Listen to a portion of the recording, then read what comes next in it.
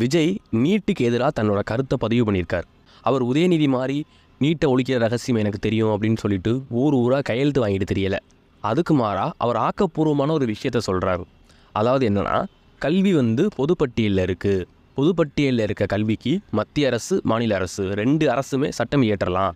ஆனால் மத்திய அரசு கொண்டு வர சட்டத்துக்கு தான் முக்கியத்துவம். அப்போ நீட்டை ஒழிக்கணும் அப்படின்னா பொதுப்பட்டியலில் இருக்க கல்வியை மாநில பட்டியலுக்கு கொண்டு வரணும் அப்படின்னு ஒரு உண்மையை சொல்லியிருக்காரு. இது ஒரு பக்கம் இருக்க, நீட் எக்ஸாம் நம்மளுக்கு தேவையா இல்லையா? என்ட்ரன்ஸ் எக்ஸாம் தேவை தான். ஆனால் அந்த என்ட்ரன்ஸ் எக்ஸாமை மத்திய அரசு நடத்தக்கூடாது, மாநில அரசு தான் நடத்தணும்.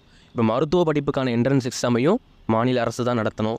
பொருளியல் படிப்புக்கான என்ட்ரன்ஸ் எக்ஸாமையும் மாநில அரசு தான் நடத்தணும். நான் இன்னும் ஒரு படி மேலே போய் ஐஏஎஸ் ஐபிஎஸ்ஸுக்கான என்ட்ரன்ஸ் எக்ஸாமையே மாநில அரசு தான் நடத்தணும் அப்படின்னு சொல்லுவேன். அப்போ தான் நம்ம மாநிலத்தோட உரிமை பாதுகாக்கப்படும்.